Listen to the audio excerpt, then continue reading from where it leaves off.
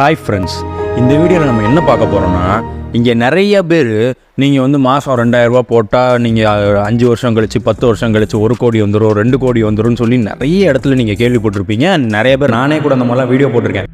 So இப்படியெல்லாம் கேள்விப்பட்டுட்டு ஆக்சுவலாக ஃபைனலாக எந்த டைம்லடா நான் என் மியூச்சுவல் ஃபண்டை எக்ஸிட் பண்ணணும், எடுத்தோடனே ஒரே டைமில் உருவிடலாமா? இப்போ உதாரணத்துக்கு நான் வந்து இப்போ நம்ம வீடியோலலாம் சொல்கிற மாதிரி யார் இன்ஸ்டாகிராமில் பார்க்குற மாதிரி 2000 போடுங்க, 2000 சேர்த்து வச்சுட்டே இருந்தீங்கன்னா ஒரு 10 வருஷம் கழிச்சோ இல்லை 20 வருஷம் கழிச்சோ 1 கோடி வந்துடும்.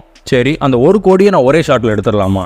இல்லை நான் எப்படி அதை எக்ஸிட் பண்ணணும், எந்த மாதிரி வேலாம் இருக்குது, நிறையா வேஸ் ஆக்சுவலாக இருக்குது எக்ஸிட் பண்ணுறதுக்கு, அண்ட் எந்தெந்த மாதிரி டைம்லலாம் எக்ஸிட் பண்ணலாம் அப்படிங்கிறது தான் இந்த வீடியோவில் நம்ம கம்ப்ளீட் டீட்டெயிலாக பார்க்க போகிறோம். அண்ட் நிறைய பேர் ரீசெண்டாக கூட இப்போ ஊடால வந்து ஒரு 2 to 3% மார்க்கெட் வந்து நம்ம இந்தியாவில் வந்து ஒரு பேரிஷாக போச்சு. அண்ட் வேர்ல்டு மார்க்கெட்ஸ்லாம் பயங்கரமாக ஹிட் ஆச்சு. 10% 15%லாம் மார்க்கெட் ஹிட் ஆச்சு. அந்த மாதிரி டைமில் நீங்கள் மியூச்சுவல் ஃபண்டில் இன்வெஸ்ட் பண்ணவங்களுக்கு நிறைய பேருக்கு ஒரு பயம், பேனிக் செல் பண்ணிட்டே இருந்தாங்க. ஸோ அந்த மாதிரிலாம் பண்ணலாமாங்கிறத நம்ம இந்த வீடியோவோட எண்ட்லேயும் பார்ப்போம். அண்ட் ஒரு 5 டைப்ஸ் ஆஃப் எக்ஸிட்டிங் மெத்தட்ஸ் வந்து இந்த வீடியோவில் நம்ம டீட்டெயிலாக பார்க்க போகிறோம். அண்ட் சப்ஸ்கிரைப் பண்ணாதவங்க சப்ஸ்கிரைப் பண்ணிக்கோங்க. ஆக்சுவலாக ரொம்ப நாள் ஆச்சு இந்த டேரக்ட்லாம் சொல்லி, பட் சப்ஸ்கிரைப் பண்ணாதவங்க சப்ஸ்கிரைப் பண்ணிக்கோங்க. அண்ட் கண்டினியூஸாக நம்ம சேனலில் என்னால் முடிஞ்ச அளவுக்கு நான் வீடியோஸ் போஸ்ட் பண்ண ட்ரை பண்ணுறேன். அண்ட் இன்ஸ்டாகிராம்லேயும் ஃபாலோ பண்ணாதவங்க ஃபாலோ பண்ணிக்கோங்க. அதில் என்னால் முடிஞ்ச அளவுக்கு இனிமேல் நான் ஆக்டிவாக இருக்க ட்ரை பண்ணுறேன். அண்ட் வீடியோக்குள்ளே போகலாம்.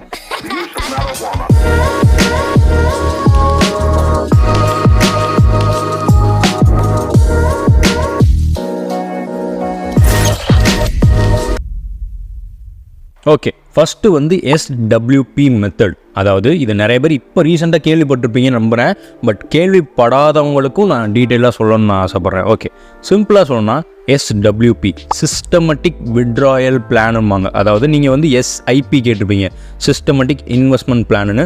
பட் இதை வந்து சிஸ்டமேட்டிக் விட்ராயல் பிளானும்பாங்க. இது எக்ஸிட் பண்ணுறதே அது ஒரு டிஃப்ரெண்ட்டான மெத்தட். உதாரணத்துக்கு உங்களுக்கு ஒரு 50 வயசு ஆயிடுச்சுன்னு வச்சுக்கோங்களேன். இந்த 50 வயசு ஆனதுக்கப்புறம் நீங்கள் ஒரு கோடி உங்கள் கையில் மியூச்சுவல் ஃபண்ட் இன்வெஸ்ட் பண்ணதெல்லாம் போய் நல்லா க்ரோ ஆகி இருக்குன்னா, ஒரே ஷாட்டில் நீங்கள் புல் பண்ணுறதுக்கு பதிலாக இன்கேஸ் நீங்கள் வந்து இதை சிஸ்டமேட்டிக் விட்ராயல் பிளான் பண்ணலாம். இப்போ இதை எப்படி பண்ணலான்னா, மாதம் உதாரணத்துக்கு உங்களுக்கு ஒரு 50,000 இல்லை 30,000 தேவைப்படுதுன்னு வச்சுக்கோங்களேன். அதை நீங்கள் மாதம் விட்ராயல் கொடுக்கலாம். மொத்தமாக 1 கோடியை இப்போ எடுக்கிறதுக்கு பதிலாக நீங்கள் 30,000 50,000 நீங்கள் மாதம் எடுத்துக்கிட்டே இருந்தீங்கன்னா இதில் என்ன அட்வான்டேஜ் அப்படின்னு நீங்கள் யோசிச்சிங்கன்னா ஒன்றுமே இல்லை. நீங்கள் இந்த 1 கோடியை மொத்தமாக எடுத்துட்டிங்கன்னா அது அப்படியே கொஞ்சம் நாளில் ட்ரெயின் ஆயிரும். ஆனால் இன்கேஸ் நீங்கள் கொஞ்சமாக எடுக்கிறப்போ மீதி உள்ள அமௌண்ட் மார்க்கெட்டில் உங்களுக்கு வந்து ரிட்டர்ன்ஸ் ஜென்ரேட் பண்ணிட்டே இருக்கும். ஸோ இது காலப்போக்கில் என்ன ஆகும்னா, உங்களுக்கு வந்து 1 கோடி வந்து நீங்கள் அப்படியே கேஷாக எடுத்திருந்தீங்கன்னா ஒரு 10 வருஷத்தில் செலவு பண்ணுறீங்கன்னு வச்சுக்கோங்களேன். இன்கேஸ் நீங்கள் மார்க்கெட்டில் வச்சுட்டு அதை கொஞ்சமாக எடுக்கிறப்போ நீங்கள் 15 வருஷம் 20 வருஷம் கூட அந்த நீங்கள் செலவு பண்ணலாம். அது கிட்டத்தட்ட 1 கோடியிலேருந்து ஒரு 1.5 கோடி 2 கோடி கூட மாறுறதுக்கான சான்ஸ் இருக்குது. பிகாஸ் நீங்கள் கொஞ்சமாக எடுக்கிற டைமில் மீதி உள்ள அமௌண்ட் அதில் இருக்கிறனால, இன்வெஸ்டடாக இருக்கிறனால அது ஒரு ரிட்டர்ன்ஸ் ஜென்ரேட் பண்ணி கொடுத்துட்ருக்கோம். இன்கேஸ் உங்களுக்கு அதை பற்றி இன்னும் டீட்டெயிலாக தெரிஞ்சுக்கணும்னா ஒன்று நான் ஐகான்லேயோ இல்லை என்னோட டிஸ்கிரிப்ஷன்லேயோ நான் அந்த SWPக்குன்னு தனியாக பர்டிகுலராக ஒரு வீடியோ போட்டிருக்கேன், செக் அவுட் பண்ணி பாருங்கள். ஓகே, செகண்ட் வந்து டேக்ஸ் லாஸ் ஹார்வெஸ்டிங் அப்படிம்பாங்க. ஓகே, இந்த டேக்ஸ் லாஸ் ஹார்வெஸ்டிங்னு நான் தனியாக பர்டிகுலராக ஒரு வீடியோ போடுறேன் ஃபியூச்சரில். பட் நான் சிம்பிளாக சொல்கிறேன். உதாரணத்துக்கு நீங்கள் வந்து ஒரு மியூச்சுவல் ஃபண்டில் இன்வெஸ்ட் பண்ணியிருக்கீங்கன்னு வச்சுக்கோங்க. இப்போது 2 மியூச்சுவல் ஃபண்டில், 1 இல்லை 2, சரியா? இப்போ இந்த 2 மியூச்சுவல் ஃபண்டில் இன்வெஸ்ட் பண்ணியிருக்கீங்க. ஒன்று வந்து ஒரு 2 வருஷம் 3 வருஷம் ஆயிடுச்சுன்னு வச்சுக்கோங்களேன். இப்போது நீங்கள் உங்களுக்கு வந்து ஒரு அமௌண்ட்டு தேவைப்படுது, நீங்கள் ஒரு ப்ராஃபிட்டை புக் பண்ணலான்னு நினைக்கிறீங்க. இப்போது ஒரு மியூச்சுவல் ஃபண்டு வந்து ஒரு 2 லட்ச ரூபா ப்ராஃபிட் கொடுத்துருக்கு, இன்னொரு மியூச்சுவல் ஃபண்டு வந்து உங்களுக்கு 2 லட்ச ரூபா லாஸ் கொடுத்துருக்கு. இந்த நார்மல் பீப்புள் என்ன பண்ணுவாங்கன்னா, அவங்களோட மைண்ட் செட் எப்படி இருக்குன்னு நான் சொல்கிறேன், சிம்பிளாக சொல்கிறேன். அவங்க என்ன பண்ணுவாங்கன்னா, ஓகே லாஸில் இருக்கிறது அப்படியே இருக்கட்டும், வளர்ந்ததுக்கப்புறம் ப்ராஃபிட்டை புக் பண்ணிட்டு நம்ம வெளில வந்துடுவோம் அப்படின்னு நினைப்பாங்க. அண்ட் ப்ராஃபிட்டில் உள்ளதை நம்ம இப்போ விற்றுட்டு அந்த 2 லட்ச ரூபா ப்ராஃபிட்டை எடுத்துகிட்டு நம்ம வெளில வந்துடுவோம், அதை நம்ம செலவு பண்ணிக்கலாம், மீதி உள்ளதை வந்து நம்ம வளர்ந்ததுக்கப்புறம் அதை விற்றுக்கலாம் அப்படின்னு ஆக்சுவலாக எல்லோரும் நினைப்பாங்க. பட் அதை அப்படி பண்ணக்கூடாது. அதை நம்ம ஒரு சின்ன மெத்தடில் நம்ம மாற்றினாலே உங்களுக்கு ஒரு சர்டன் அமௌண்ட் ஆஃப் வந்து உங்களுக்கு சேவ் பண்ண முடியும். உதாரணத்துக்கு அதை நம்ம எப்படி பண்ணலாம், இந்த டேக்ஸ் லாஸ் ஹார்வெஸ்டிங் மெத்தட் எப்படி பண்ணலாம்னா, இப்போது 2 லட்ச ரூபா ஒரு இதில் லாஸ் இருக்குது, ஒரு இதில் 2 லட்ச ரூபா ப்ராஃபிட் இருக்குது. இப்போது இந்த 2 லட்ச ரூபா ப்ராஃபிட்டுக்கு நம்ம இந்தியாவில் இப்போ கரண்ட் சிஸ்டமில் உள்ள நியூ டேக்ஸ் ரிஜிம் படி என்ன ஆகும்னா, 1,25,000 ரூபாய்க்கு உங்களுக்கு tax exemption long term capital gain டேக்ஸில். அதாவது 1,25,000 ப்ராஃபிட்டுக்கு ஃபஸ்ட்டு இதுக்கு வந்து நீங்கள் டேக்ஸ் கட்ட தேவையில்லை. ஓகே, உங்களுக்கு அதில் மீதி 75,000 ப்ராஃபிட் இருக்குது. அதுக்கு நீங்கள் டேக்ஸ் கட்ட போனீங்கன்னா கிட்டத்தட்ட 9,500 அரௌண்ட் சம்திங்கில் வந்து உங்களுக்கு long term capital gain tax கட்டுற மாதிரி இருக்கும். நீங்கள் அதை தவிர்க்கலாம். அதை எப்படி தவிர்க்கலாம், என்ன பண்ணலாம் அப்படின்னா, நீங்கள் ஒரு ஸ்டார்டிங் நினச்சிங்க தெரியுமா, சரி லாஸ்ட்டில் இருக்குது இது அப்படியே இருக்கட்டும்பா, ப்ராஃபிட்டில் வந்ததுக்கப்புறம் விற்றுக்கலாம்னு நினச்சிங்களே, அதை நீங்கள் என்ன பண்ணலான்னா, அந்த ஃபைனான்ஷியல் இயர் இருக்கும் தெரியுமா, March 31 நினைக்கிறேன், அதுக்கு முந்தின நாள் வந்து நீங்கள் பெர்ஃபெக்டாக அந்த லாஸ்ட்டில் இருக்கல அதை நீங்கள் லாஸை எக்ஸிட் பண்ணிட்டீங்கன்னு வச்சுக்கோங்களேன். எக்ஸிட் பண்ணிவிட்டு நீங்கள் அடுத்த ஃபைனான்ஷியல் இயர் ஸ்டார்ட் ஆகிறப்போ திரும்ப நீங்கள் அதை ரீபர்ச்சேஸ் பண்ணிட்டீங்கன்னா முடிஞ்சு. இது என்ன பெரிய டீலா, இவ்வளோதானா, இதை வச்சு நம்ம என்ன பண்ண முடியும், இதில் என்ன நீ அப்போ என்ன டேக்ஸை சேவ் பண்ண முடியும் அப்படின்னு நீங்கள் யோசிச்சிங்கன்னா சிம்பிள். இப்போ இந்த இடத்துல என்ன நடக்குதுன்னா, நீங்கள் வந்து ஒரு இதில் 2 லட்ச ரூபா ப்ராஃபிட் பண்ணியிருக்கீங்க அண்ட் இன்னொரு இதில் 2 லட்ச ரூபா லாஸ் பண்ணியிருக்கீங்க. ஸோ என்ன ஆகும்னா, நெட் டு நெட் நீங்கள் வந்து ₹1 கூட ப்ராஃபிட் பண்ணலை அப்படிங்கிறது தான் கவர்மெண்ட்டுக்கு கணக்கு போகும். இப்போது என்ன ஆயிரும்னா இந்த இடத்துல அப்போ நீங்கள் ₹0 நீங்கள் டேக்ஸ் கட்டணும். உங்களுக்கு டேக்ஸே கட்ட தேவையில்லை. ஆக்சுவலாக சிஸ்டமேட்டிக்காக நீங்கள் சொல்லணும்னா டேக்ஸ் கட்ட தேவையில்லை. அந்த ₹9,500 நீங்கள் சேவ் பண்ண மாதிரி ஆயிரும். அண்ட் நீங்கள் அகைன் நீங்கள் தான் ரீபர்ச்சேஸ் பண்ணிட்டீங்களே, ஸோ அதுக்கடுத்து நீங்கள் வந்து ஃபியூச்சரில் அது ப்ராஃபிட்டபிள் ஆனதுக்கப்புறம் விற்றுக்கிடலாம். ஸோ இது ரொம்ப சிம்பிள். பட் இன்னும் டீட்டெயிலாக வேணுன்னா கமெண்ட் செக்ஷனில் மென்ஷன் பண்ணுங்கள், நான் அதை பற்றி பர்டிகுலராக டீட்டெயில்டாக ஒரு வீடியோ போடுறேன். ஓகேவா? ஓகே, 3வது மெத்தட் என்னதுன்னா போர்ட்ஃபோலியோ ரீபேலன்சிங். இது என்னோட பெர்செப்ஷன், இது ஒவ்வொருத்தரோட பெர்செப்ஷன் மாறும். உதாரணத்துக்கு நான் நிறைய பேரை பார்த்துருக்கேன். இப்போது மார்க்கெட்டில் அந்த 2020 2021 வந்தவங்களோட மைண்ட் செட் இன்வெஸ்டிங்கில் ரொம்ப டிஃப்ரெண்ட்டாக இருக்குது. ஆக்சுவலாக நான் வந்து 2018 மார்க்கெட்டை வாட்ச் பண்ணுறேன். ஸோ அண்ட் பழைய டேட்டாவும் நான் எடுத்து பார்த்துருக்கேன். ஸோ ஓகே, இப்படி தான் மார்க்கெட் பெர்ஃபார்ம் பண்ணும் போலன்னு. ஆனால் இந்த 2020 to 2021 வந்தவங்களுக்கு மார்க்கெட் ஒரு புல்லிஷான ஃபேஸ்லேயே பார்த்தனால மார்க்கெட்டில் மோஸ்ட்டாக தன்னோட பணத்தை ஈக்விட்டி மியூச்சுவல் ஃபண்டில் இன்வெஸ்ட் பண்ணுறாங்க. டெட் மியூச்சுவல் ஃபண்டு போக மாட்டாங்க, கோல்டுக்கும் மோஸ்ட்டாக ப்ரிஃபர் பண்ண மாட்டாங்க. அதாவது டிமெட்டீரியலைஸ்டாக இருக்கிற இதுக்கு நான் சொல்கிறேன். ஓகேவா? ஸோ நிறைய பேர் ஈக்விட்டி மியூச்சுவல் ஃபண்டு டேரெக்டாக போகிறாங்களே தவிர்த்து இந்த மாதிரி கோல்டுலையோ இல்லை இது மாதிரி இதெல்லாம் போர்ட்ஃபோலியோவை டைவர்சிஃபை ஆர் ரீபேலன்ஸ் பண்ண மாட்டாங்க. சரி, இதில் என்னடா பிரச்சனை அப்படின்னா, இன்கேஸ் இவங்க இன்னும் மார்க்கெட் கிராஷ் பார்க்கல. ஆக்சுவலாக அன்றைக்கெல்லாம் ஒரு 2 to 3% தான் ரீசன் இல்லாமல் விழுந்ததுக்கு ஒரு 3-4 நாள் இருக்கும்னு நினைக்கிறேன். அந்த டைம்க்கே அவ்வளோ பேனிக் ஆனாங்க மக்கள்.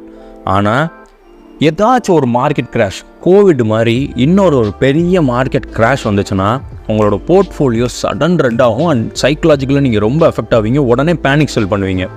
ஸோ அந்த மாதிரி ப்ராப்ளம்லாம் தவிர்க்கிறதுக்கு நான் என்ன சஜஸ்ட் பண்ணுவேன்னா, எப்பயுமே ஆக்சுவலாக இது வந்து என்னோட preference, but for educational purpose only. But என்னோட ப்ரிஃபரன்ஸ் நான் என்ன சொல்ல வரேன்னா, நீங்கள் வந்து ஒரு ஈக்விட்டியில் இன்வெஸ்ட் பண்ணுறீங்களா, ஒரு சைட் பை சைட் டெட் இன்ஸ்ட்ருமெண்ட்டும் போங்க, கொஞ்சம் ரிஸ்க் அவர்ஸாக இருக்கும். அண்ட் இன்னும் கொஞ்சம் ஸ்லைட்டாக ரிஸ்க் எடுத்திங்கன்னா கோல்டு போங்க. ஏன் கோல்டு போகணும்? சிம்பிள். கோல்டு வந்து என்றைக்குமே இன்வெர்ஸ்லி அது ஒரு ப்ரொபோஷனல் மாதிரி வச்சுக்கோங்களேன். இது ஸ்டாக் மார்க்கெட் நல்லா பெர்ஃபார்ம் பண்ணால் கோல்டு கொஞ்சம் அண்டர் பெர்ஃபார்ம் பண்ணும், அண்ட் கோல்டு கொஞ்சம் நல்லா பெர்ஃபார்ம் பண்ணால் இது கொஞ்சம் அண்டர் பெர்ஃபார்ம் பண்ணும் ஸ்டாக் மார்க்கெட். ஸோ இது கொஞ்சம் போர்ட்ஃபோலியோ பேலன்ஸ் கொடுக்குறப்ப மைண்ட் செட் லெவலில் உங்களுக்கு பேலன்ஸ்டாக இருப்பீங்க. அண்ட் மைண்ட் செட் லெவலில் ஸ்டேபிளாக இருக்கப்போ உங்களுக்கு இன்வெஸ்டிங் ஒரு மைண்ட் செட் லெவலில் நீங்கள் இது ஆக்சுவலாக இன்வெஸ்ட்மெண்ட் எல்லாமே மைண்ட் கேம் தான். ஸோ உங்கள் மைண்டு வந்து ஸ்டேபிளாக இருக்கிறப்போ நீங்கள் ப்ராக்டிக்கலான டெசிஷன் எடுக்கிறதுக்கான சான்சஸ் அதிகம். ஸோ போர்ட்ஃபோலியோவை ரீபேலன்ஸ் ஒரு பேலன்ஸ்டாக வச்சுருங்க. ஸோ இந்த மாதிரி டைமில் வந்து நீங்கள் ஒரு மொத்தமாக மியூச்சுவல் ஃபண்டில் இன்வெஸ்ட் பண்ணியிருந்தீங்கன்னா இதை ஒரு மேபி ஒரு காரணமாக வச்சு கூட நீங்கள் எக்ஸிட் பண்ணி உங்களோட போர்ட்ஃபோலியோவை வேறு ஒரு டெட் மியூச்சுவல் ஃபண்டுக்கு நீங்கள் ரீபேலன்ஸ் பண்ணலாம். இது ஒரு exit way of exiting method. ஓகேவா? 4th வந்து அண்டர் பெர்ஃபார்மிங் ஃபண்ட்ஸ். உதாரணத்துக்கு நீங்கள் வந்து ஏதோ ஒரு மியூச்சுவல் ஃபண்டில் போட்டிருக்கீங்க, அவங்க வந்து அப்படி டேட்டா நான் அப்படி ரிட்டர்ன்ஸ் கொடுப்பேன் இப்படி ரிட்டர்ன்ஸ் கொடுப்போன்னு சொல்லி உங்களை இன்வெஸ்ட் பண்ண வச்சிட்டாங்க. பட் ஒரு காலப்போக்கில் நீங்கள் எடுத்து பார்க்கிங்கன்னா ஒரு 2-3 பிரச்சனை வர்றதுக்கான சான்ஸ் இருக்குது. ஒன்று, அவங்க நிஃப்டி நம்மளோட இந்தியன் பெஞ்ச்மார்க் இண்டெக்ஸான நிஃப்டியை மேபி அவங்க பீட் பண்ணாமல் இருக்கலாம். ஒன்று. 2வது, ட்ராக்கிங் எரர்.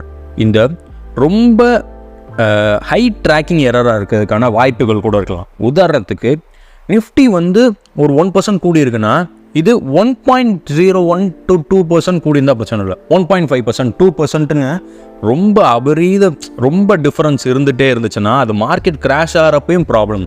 10% கிராஷ் ஆகிற இடத்துல 12% இல்லை 13% மார்க்கெட் கிராஷ் ஆச்சுன்னா மேபி அது நல்ல விஷயமா இருக்காதுன்னு எனக்கு ஃபீல் ஆகுது பர்சனலாக.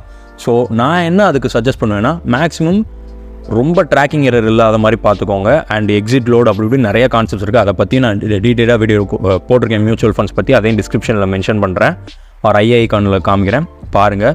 பட் நான் சிம்பிளாக சொல்ல வர்றது பெஞ்ச் மார்க்கு ஈக்குவலாக பெர்ஃபார்ம் பண்ணுற மாதிரியோ ஆர் லைட்டாக அவுட் பெர்ஃபார்ம் பண்ணுற மாதிரி மட்டும் மியூச்சுவல் ஃபண்டில் இன்வெஸ்ட் பண்ணுங்கள். பின்னான்னு தான் வேணும்னு சொல்லி ரொம்ப இன்வெஸ்ட் பண்ணிக்கிட்டு நம்ம செருப்படி வாங்க வேண்டாம். ஸோ நான் இதுலேருந்து என்ன சொல்ல வரேன்னா, உங்களோட போர்ட்ஃபோலியோவில் ரொம்ப அண்டர் பெர்ஃபார்மிங் பண்ணுற ஃபண்ட்ஸ் இருந்துச்சுன்னா அதை எக்ஸிட் பண்ணிவிட்டு உங்களுக்கு திரும்ப ரீஅனலைஸ் பண்ணி மார்க்கெட்டில் திரும்ப அதுக்கேற்ற ஃபண்ட்ஸில் இன்வெஸ்ட் பண்ணுங்கள். ஸோ இதையும் ஒரு ரீசனாக வச்சு நீங்கள் எக்ஸிட் பண்ணலாம். ஓகே, 5th ஃபைனல் வந்து ஒஸ்ட் கேஸ் சினரியோ என்னதுன்னா, நிறைய பேர் இன்வெஸ்ட் பண்ணியிருப்பீங்க. ஒரு 10 லட்சம் 20 லட்சம் கார்பஸ் வந்திருக்கும், சூப்பர். மேபி உங்களோட ஃபைனான்ஷியல் சிச்சுவேஷன் வந்து திடீர்னு ரொம்ப மோசமாக இருக்கலாம். ஏதோ ஒரு சூழ்நிலைனால உங்களோட வேலை போயிருக்கலாம். உங்களோட சூழல் வந்து எமர்ஜென்சி ஃபண்டே லூஸ் பண்ணியிருப்பீங்க. ஆர் கடன் சிக்கலில் எங்கேயோ போயிருப்பீங்க. ஆனால் அந்த மாதிரி டைமில் நிறைய பேரை நான் பார்த்துருக்கேன். இது நான் பார்த்ததை வச்சு சொல்கிறேன். இப்போது உதாரணத்துக்கு அவன்கிட்ட ஒரு சொத்து இருக்கும், ஒரு 10 லட்ச ரூபாய்க்கு ஒரு சொத்து இருக்கும். அவனோட கடனும் ஒரு 10 லட்சம் 15 லட்சம் இருக்குன்னு வச்சுக்கோங்களேன். அவனோட இன்கமாக்கு ஈக்குவலாக அவனுக்கு கடன் இருக்கும். மாதம் அவன் இன்கம் 10,000 வருதுன்னா அவனோட கடனும் 10,000 கட்டுற மாதிரி இருக்கும். அந்த மாதிரி டைம்லேயும் கூட அவனோட சொத்தை விற்காமல் அந்த சொத்து ஐயோ இது வளரும் இது வளரும்னு சொல்லிட்டு இந்த கடனுக்கு அவன் ஆக்டிவ் இன்கமில் ஏதாவது பிரச்சனை இருந்துக்கிட்டே இருக்கிற மாதிரி இருக்கும். நான் அந்த மாதிரி டைமில் நான் என்ன சஜஸ்ட் பண்ணுவேன்னா, உங்களோட ஆக்டிவ் இன்கமுக்கு ஒரு ப்ராப்ளம் வருதுன்னா அசட்டை தயவு செஞ்சு விற்றுட்டு உங்களோட ஆக்டிவ் இன்கம்மை திரும்ப கரெக்டாக கொண்டு வந்துட்டு திரும்ப இன்வெஸ்ட் பண்ண ஆரம்பிங்க. நான் ஏன் சொல்ல வரேன்னா, இந்த இவ்வளோ அசட்டை நம்ம சேர்க்குறது, 1 கோடி ரூபாய்க்கு மியூச்சுவல் ஃபண்டு, 1 கோடி ரூபாய்க்கு ஸ்டாக்கு, 1 கோடி ரூபாய்க்கு கோல்டுன்னு இவ்வளோ சேர்க்குறதோட அல்டிமேட் பர்பஸ் என்னென்னா, நம்மளை ஒரு டூ மச் ஆஃப் ஒரு ஃப்யூச்சரில் நமக்கு வந்து பயம் இல்லாமல் ஒரு கம்ஃபர்டபுளாக மாற்றுறதுக்காக மட்டும்தான். இன்கேஸ் நம்ம அன்கம்ஃபர்டபுளான சிச்சுவேஷன் இருக்கிற டைமில் நம்மளை கம்ஃபர்ட் பண்ணுறதுக்காக தான் இந்த அசட் எல்லாமே. அதை அல்டிமேட் பர்பஸாக மறந்து போய் அந்த டைமில் நம்ம வெளியில் கடன் வாங்கி அப்படி இப்படின்னு வாங்கி இந்த கடனுக்கு அந்த கடன் வாங்கிட்டு நம்ம மியூச்சுவல் ஃபண்டை நம்ம விற்க மாட்டோம். இல்லாட்டி நம்மளோட ரியல் எஸ்டேட்டை நம்ம விற்காமல் வச்சுக்கிட்டு நம்ம இந்த கடனை அடைக்காமல் வச்சுருப்போம். இன்கேஸ் அது ஒரு சிக்னிஃபிகண்ட் போர்ஷனை மொத்த போர்ஷன் அடைக்கலாட்டினாலும் சிக்னிஃபிகண்ட் போர்ஷனை அடைச்சாலே நல்லது தானே. ஆனால் நிறைய பேர் என்ன பண்ணுவாங்கன்னா, கடன் இருக்குது அந்த ஐயோ இதை நான் வித்துறக்கூடாது, எனக்கு இது சென்டிமெண்ட்டு அது இதுன்னு சொல்லிக்கிட்டு தன்னோட கடன் அடைக்காமல் நிறைய பேர் இந்த வேலை பார்த்துட்ருப்பாங்க. ஸோ ஒஸ்ட் கேஸ் சினரியோவில் உங்களுக்கு எக்ஸிட் பண்ணுற சூழல் வந்தால் பண்ணுங்கள், உங்களோட ஆக்டிவ் இன்கமுக்கு ப்ராப்ளம் வந்தால். சரியா? ஸோ ஐ ஹோப் உங்களுக்கு டீட்டெயில்டாக புரிஞ்சிருக்கும்னு நம்புகிறேன். அண்ட் ஃபைனலாக நான் வந்து எக்ஸ்ட்ராவாக ஆட் ஆனால் நான் உங்களுக்கு ஒன்று சொல்கிறது, நான் லாஸ்ட்டாக வீடியோட ஸ்டார்டிங்கில் சொல்லியிருப்பேன். மார்க்கெட்டில் 2 to 3% இப்போ ரீசெண்டாக க்ராஷ் ஆனதில் நிறைய பேர் பேனிக் செல்லிங் பண்ணியிருக்காங்க. ஸோ நான் என்ன சஜஸ்ட் பண்ணுவேன்னா, ஃபஸ்ட்டு மார்க்கெட் சைக்கிளை பற்றி கற்றுக்கோங்க. அண்ட் அதுக்கும் நான் டீட்டெயில்டாக ஃபியூச்சரில் வீடியோ போகிறேன். பட் சிம்பிளாக சொல்லணும்னா, மார்க்கெட் ஒரு 2 to 3 இயர்ஸ்க்கு 5 to 10% கரெக்ஷன் கொடுக்கும். 10 இயர்ஸ்க்கு ஒரு 20 to 30% மேலே ஆப்வியஸாக கரெக்ஷன் கொடுக்க தான் செய்யும். அண்ட் 100 இயர்ஸ்க்கு வந்து ஒரு 50% ஒரு மேஜர் கிராஷ் வர்றதுக்கான சான்ஸ் இருக்க தான் செய்யுது. இன்கேஸ் இந்த மார்க்கெட் சைக்கிளை பற்றி உங்களுக்கு தெரிஞ்சிருந்ததுன்னா, ஒவ்வொரு 2 to 3% கிராஷ்க்கும் உங்களுக்கு ஒரு ஆப்பர்ச்சுனிட்டியாக நீங்கள் தோணிட்டு பர்ச்சேஸ் பண்ணிட்டு இருந்திருப்பீங்க. ஸோ நான் என்ன சொல்ல வரேன்னா, பேனிக் செல்லிங் பண்ணிடுறாங்க. எக்ஸிட் பண்ணுறதுக்கு இவ்வளோ மெத்தட் இருக்கிற மாதிரி எப்பப்பெல்லாம் எக்ஸிட் பண்ணக்கூடாதுன்னு நமக்கு தெரிஞ்சிருந்துருக்கணும். ஸோ ஐ பிலீவ் இந்த வீடியோ உங்களுக்கு யூஸ்ஃபுல்லாக இருந்திருக்கும்னு நம்புகிறேன். அண்ட் இன்கேஸ் உங்களுக்கு வந்து ஒரு வேறு எதுவும் டவுட் இருந்துச்சுன்னா கமெண்ட் செக்ஷனில் மென்ஷன் பண்ணுங்கள். அண்ட் லாஸ்ட் வீடியோவில் நான் வந்து ஆக்சுவலாக எனக்கு மேபி அது ஒரு சாட்டிஸ்ஃபேக்ஷனாக எனக்கு ஃபீல் ஆகலை, நான் நல்லா கன்வே பண்ணலையோ அப்படின்னு எனக்கு ஒரு உறுத்தலாகவே இருந்துச்சு. ஸோ அதனால தான் அந்த வீடியோ நான் ஆக்சுவலாக ப்ரைவேட் போட்டிருந்தேன், நான் கம்யூனிட்டி போஸ்ட்டாக ஆக்சுவலாக போட்டிருந்தேன். அண்டு ஐ ஹோப் அதை நீங்கள் புரிஞ்சுப்பீங்க நம்புகிறேன். அண்ட் ஃபியூச்சர்ஸ் அண்ட் ஆப்ஷன்ஸ்க்கு நான் இன்னும் திரும்ப வீடியோவை நான் வந்து ரீஷூட் பண்ணிவிட்டு நான் கரெக்டாக நான் போட ட்ரை பண்ணுறேன். நல்ல விதமாக எக்ஸ்பிளைன் பண்ணி போடுறதுக்கு நான் ட்ரை பண்ணுறேன். அண்டு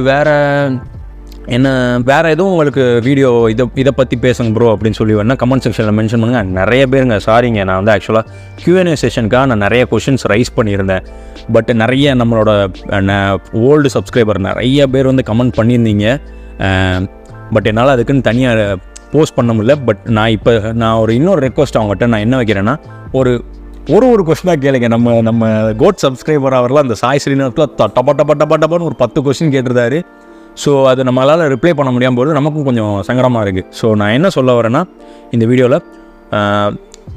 ஒரு கொஷின் கேளுங்க, நான் அதுக்கு நான் ஒரு தனியாக கொஞ்சமாக நான் சேர்த்து ஒரு கொஷினாக ஒரு 5 பேருக்கு சொல்லிவிட்டு அடுத்தடுத்த Q&Aல நான் ஒன்று சொல்கிறேன். சரிங்களா?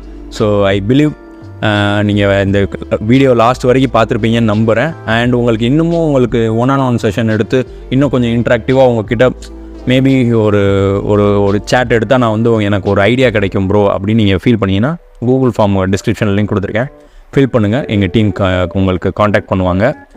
அண்ட் வேறு எதுவும் இல்லை, எதுனாலும் கமெண்ட் செக்ஷனில் மென்ஷன் பண்ணுங்கள், தாராளமாக அடுத்து வீடியோ போட ட்ரை பண்ணுறேன். அண்ட் நெக்ஸ்ட் வீடியோவில் பார்க்கலாம்.